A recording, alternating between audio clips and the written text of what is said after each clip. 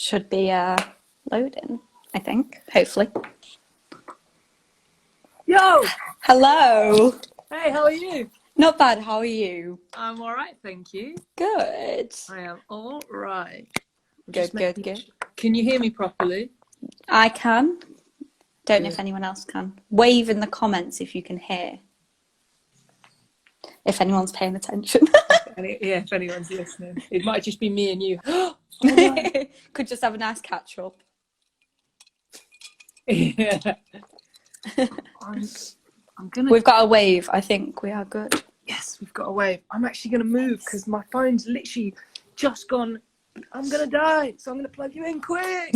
Perfect. Perfect timing, for God's sake. Run. I'm here. Awesome. For God's sake. Right, yo.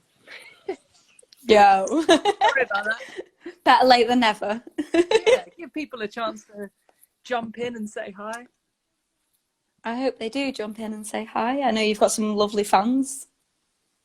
We do indeed. We're very lucky. Your hair looks wicked. Thank you. I'm very much enjoying being pink. I let it fade out and had withdrawals, so it's gone back bright. It was a totally different. It was like much darker when I saw you last, right? Yeah, I've had this now, I think, for 2 months, but it's basically painted in, so I don't have to bother with roots because I'm a little bit lazy. Yeah, that's great. I like the fade though. I think that's what makes it. It's my new energy. Yeah, good for you. I'm with that. Love it. I desperately need a haircut, so I'm impressed that you've managed. I think to we look all so do. well turned out. I don't know how. It's a Christmas miracle. So how's lockdown life treating you? Yeah, it's all right, thank you. It's not too bad. It's a bit. It's up and down. I think same for everybody. One day I'm like, yeah, I'm fine, and then the next day I'm like, oh God, what's what's going on? So I think that's the same for everybody. But I'm very very lucky to be healthy and living with like in a comfy situation and stuff. So yeah, it's all good. Absolutely. Yeah, how so are have you? you been? Not bad. Working from home. I got trapped up at my parents' before we went into lockdown. Right. So I've been working up north, and then I'm going to go back in about 2 weeks, I think. Hopefully we'll be in a bit of a better place so I can carry on working as normal. Yeah, fingers crossed. Yeah. So has lockdown got you listening to any new fun right now? Yeah, do you know what? I've actually listened to less music since being in lockdown, just because I'm writing quite a lot, and I try to like steer away from music whilst I'm writing. But some stuff that I have been listening to is like, I'm still absolutely addicted to North Lane's most recent album. It's beautiful. It's just an absolute piece of work. I'm addicted to it. I'm still absolutely in love with Kanye West's most recent album, which is completely the other end of the spectrum. Yep. Yeah, no, very much so. And it's also super, super religious, which is I'm not a religious guy, but it's just a great record. It's got some great messages I've heard though in it as well. And I guess music can be about the messages. 100%. And he's so heartfelt, and yeah, it's brilliant. I've really enjoyed that record. And there's a thing called Everything Is Recorded, which is from one of the guys from XL Recordings, and like a compilation thing. It's got loads of different people on it, but it's sick. I absolutely loved that. Really weird, but very cool. I really enjoyed it. Nice. Yeah. So I guess we'll dig into your latest release. You released your EP not too long ago, Love and Error. Yeah. Obviously, those are quite opposing forces. What made you name it that? The record is literally about that. Like, so each song has its own. Yeah, you've nailed it. Each song has got its own like dichotomy.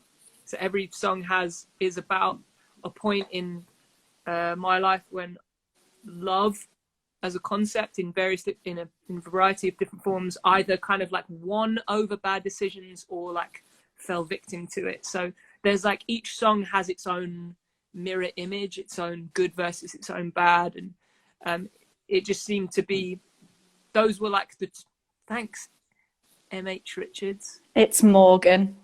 Oh, thanks, Morgan. Sorry, I didn't know your name from your handle. It's each got its own like dichotomy, and so we used a lot of mirroring, and that like opposing thing was a big thing for the whole record. So yeah. I guess that kind of translated into your music videos as well. The subtle kind of, we've got a mirror here on the floor and we're going to lie next to it, but we're not going to say anything else about it. Yeah, absolutely. And that's what I like. The color difference is obviously like very, very different. It's all very colorful, and we've never done anything like that before. No. But we've like really deliberately went for like two very contrasting colors, and it like features a lot. So everything that we've tried to put out, Johnny's got a saying, our bassist Johnny, he likes to say that nothing's ever for free, and that basically means everything has its own reason. And with this, it was very much the was the dichotomy thing. And obviously you guys put out Bad Blood first, and it was kind of a representation of like a personal battle. Do you want to talk us through the song a little bit more? Sure. It was a reflection on having too much of a good time can turn into not so much of a good time. Yeah. I've got a pretty addictive personality, and I'm not like, like in a bad place at all, but I definitely had a moment where I kind of dipped, and Bad Blood was just kind of about taking the decision to look after myself a little bit more. And so the dichotomy of that was having a good time versus me trying to look after myself, so saying no to those kind of things in order to be normal again. Nice. And then you followed that up with Beauty Sleep, which again was another beautiful track. Do you want to again dig us through it? Yeah, that one's a bit more self-explanatory. I literally had a dream about the first person that I ever fell in love with, and it was I couldn't resist the technology temptation to like look them up and be like, I wonder where they are. And it was just so like, when I like saw her, it was such a weird thing, because she was so different to how, I don't know, she was so different. I like didn't even recognize her. She had like a whole different life, and it was just like, it just sent me into a thought process about how life can turn out so different to how you envisage or how you plan, or and when that kind of relationship ended, it made me proper, it really cut me up, and I remember being like, this is the worst. And then it was just Beauty Sleep, just that experience was like a good reminder that those things can get so much better through time. And they absolutely can. You're totally right with that. And I think, oh wait, I'm going to get the order wrong here. Sweet Time was next. Yes. It was a great right. Kind of, I'm so glad I am, because when you're doubting yourself and you're like, but you kind of went on this kind of emotional sort of roller coaster with those tracks, and the kind of release cycle that you put it through, and then you saved Where We've Been till very last, and it was kind of the one that came out on release day. Why did you save that? As bluntly as that. That's a really good question. Why did we save Where We've Been in particular? Yeah. I guess it's because it's so starkly different to the other songs. Like, the other songs on the record kind of are very well suited, whereas Where We've Been's a little bit more of a curveball and is a bit more expansive, and I don't really know. That's a really hard question to answer. But listening to the EP has this like quiet power to it, and it really struck me as a song that surprised me didn't come out sooner. I don't know if that's the music side of me kicking in, but it's just a great track. Thank you. Yeah, it's definitely a bit of a left turn, but I think that we like surprising people, so I guess I guess maybe it came out of that, like just leaving it as the little curveball that people can pick up. We do like a curveball when we listen to music, don't we? Yes, indeedy. So how do you guys feel like this new era represents chapter and verse now? Because I feel like it's such a step in the best directions and such a leap away from the last kind of big piece of music you put out.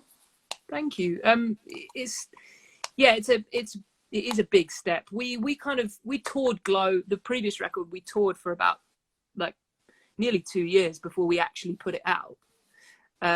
So by the time it did come out, we were such a different band that we immediately like stepped on to doing very different things to Glow.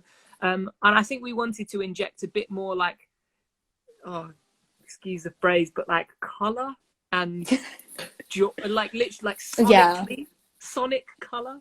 We wanted to inject like a bit more like joy. And I think when we first started out, you know, we were very like ruled by the components of the song, like make sure this part is absolutely like, I don't know, like we were very like muso led, whereas now we just kind of want to write fucking great songs. And you did do that. Thank you.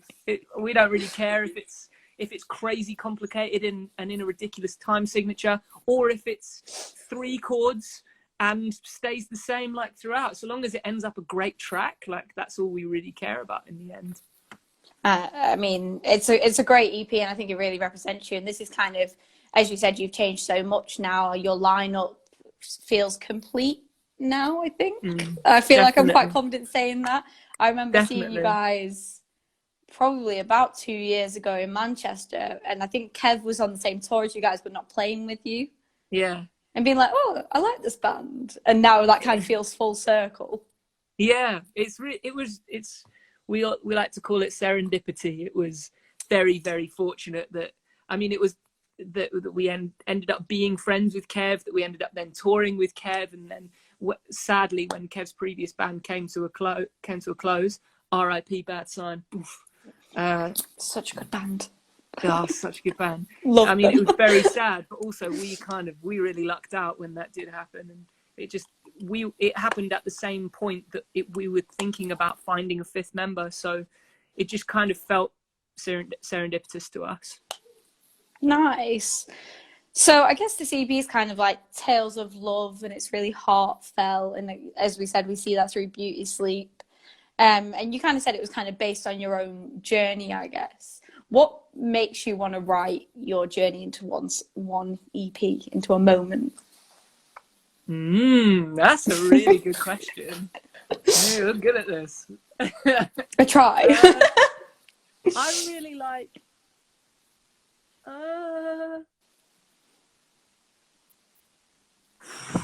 That's a toughie. I guess like in the beginning, I just think about individual songs. So when I feel like I have something to say, whether that's from a story that I feel I need to like get off my chest, or if I have like, I don't know, more of a point, or like a message that I want to convey, then that will like spur me into a track. Like quite often we'll write a load of music and we could be really stoked about how the music sounds, but if the lyrical vocal direction doesn't kind of click, then it's likely that we won't go any further with it.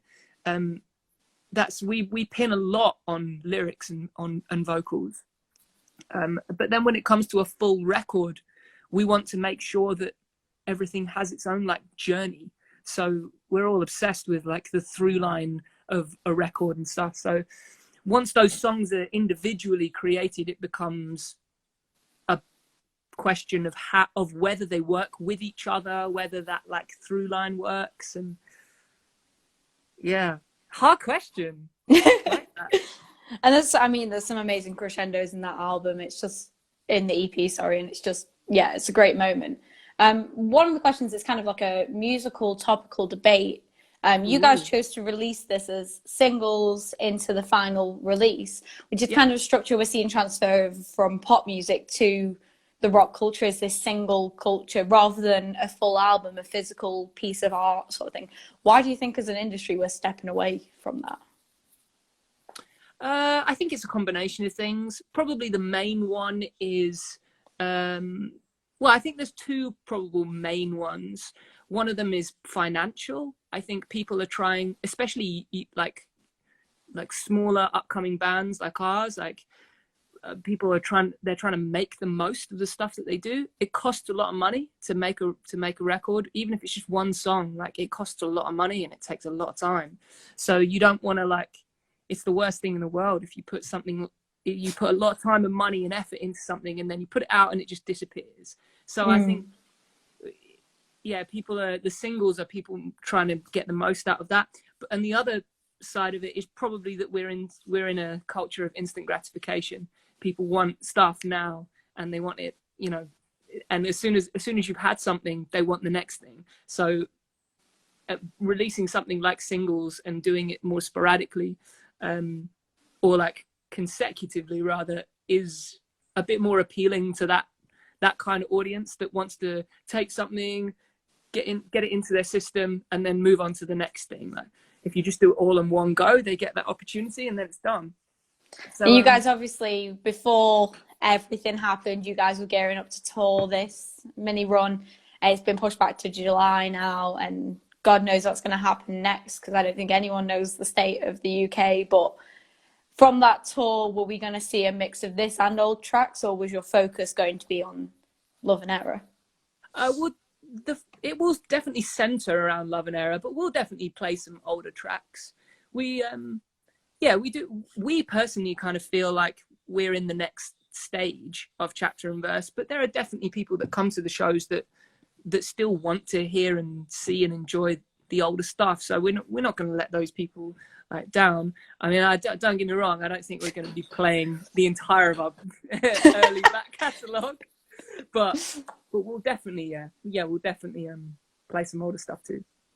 And obviously you've toured with a lot of great bands over the years, from Moroso to our guys in Prestamico. How has that kind of shaped you guys and taught you as a band? Oh, hugely. You learn so much from other bands and other artists. I think it's like the biggest learning curve in the world. You can get in the studio and rehearse as much as you want for as long as you want, but you won't learn those same like lessons that you do when you're out on the road. And we have been so fortunate to tour with bands that we are like fans of, as well as now friends with, and you know, and toured with. So being able to like spend long periods of time out with them, watching and learning how they do it, not just their live show, but how they approach music and how they approach the industry and how they deal with touring and all that kind of stuff. Like, you know, there's so much to learn from people, and people have such interesting views. And yeah, so filling in for Moroso then, was that kind of a new pressure? Yeah, just a little bit. Yeah, it was that was big. Bradley was very, very ill, and he could barely speak, let alone sing. And he kind of tried to like power through it, and we were about to play Joiners that evening, and a few hours before, he was just not any better. He was really like trying to be better, but he couldn't get there. So they pulled out of that show, and I volunteered to do the one the next night, which means I basically had like 24 hours to learn a set. And like I said, I was already a fan of Moroso before we did it, so I knew a few of the songs that are playing, but they were playing a lot of the new material that they were, you know, touring a new album that I hadn't even heard before, and also some like old school stuff that yeah, proper old school stuff. So it was very pressurizing, but they were super lovely, and the fans at the show were super nice, and I just had the best time. I had a little cheat sheet. I like wrote like the first like 3 words of every line, and I left it by the mic stand. And if I ever like panicked, like, oh God, what's the line? I'd like look at my cheat sheet, and then I'd be there. But surely you could just do that moment where you're like, go on, sing it. Yeah. It throw it out. Occasionally. It does work occasionally. Yeah, you don't want to kind of use it too much, do you? Yeah, but just sing that for 3 minutes. Yeah, whole song. Yeah. It was an incredible experience. I was very lucky. Oh, good. I mean, it looked amazing. And obviously, it puts you guys out to new fans as well. So it can't Yeah. do anything but goodness. Bradley came to watch me do the sound check, and he said I came up afterwards. I came up to him afterwards and was like, "Yeah, everything cool. Like, if I'm doing anything that you're not like happy with, like, la la, like, just tell me and I'll change it or adapt it or whatever." And he was like, "No, no, I just came to check that I didn't have to call off the show." I was like, "Oh my god, Bradley, oh my the god." OG savage. Yes, savage. But he was he was great about it, and it was really, yeah. And They you're were all, half fanboy and half having to keep you cool and be like business oh, mode. totally, because he's so amazing live as well. Like, you see him, he's like, "Wah," live. So yeah, I was totally half fanboying, half trying to play it cool. So I don't want to keep you for too much longer, but with everything going on in lockdown and whatnot, what has been your Netflix kind of binge? What's keeping you going through all this? Few things. Homeland. I've heard it's good. It's sick. I'm in like season. Oh, Lizzie. Hi, Lizzie. Love you. Season 4. It's so sick. Yeah, Homeland is sick. Disney Plus. Amazing. Can't stop watching. Mate, my sister let me have her login, so I'm not even paying for it. Same. It's legit. I've watched Moana. I've watched Tangled. I've watched all kinds of shit. What else? Friends. Friends is like daily. Leave it on in the background, isn't it? So, Constant inspiration, Friends. That's yeah, absolutely. the next EP, Friends. Yeah, yeah. It'll have loads of like Ross quotes. Love it. And finally, last question that we'll leave you on. I know obviously you can't say too much and whatnot, but what do you kind of see Chapter and Verse doing during this next cycle? Tours galore, new merch. What can we do? For Love and Error or for afterwards, you mean? Yeah, for Love and Error and onwards. Okay, yeah. Well, yeah, Love and Error is out digitally. We're not doing any physicals at the moment, but they might be coming. We're talking about doing some limited runs. There is a brand new merch store with like loads of different Love and Error-esque designs, which is just chapterandverseuk.com. So you can get all kinds of stuff from there. And we obviously hope, some people will know, some people don't. We host a thing called The New Breed, which is a WhatsApp group. It's just exclusively for like perks and extra content. So we do live streams, and we sent a whole music video that we haven't put publicly last thing. Like, we do all kinds of crazy stuff with them. So that was a crazy music video as well. It was a bit wild, right? Yeah, it was a bit wild, but yeah, good fun. So yeah, we'll be sending lots of things to New Breed, and as soon as we can get back on tour and carry on doing our thing, we will. Nice. Well, I shall let you go and enjoy the rest of your evening. Thank you so much for having me. And cool. Everyone after the stream should go check out Love and Error if they haven't already. Thank you. I really appreciate it. Hopefully I'll get to see you in person sometime soon. Yeah, if this thing ever stops, I'll be at the London show whenever it ends up being. Amen. Awesome. See you then. Talk to you later. Bye. Bye.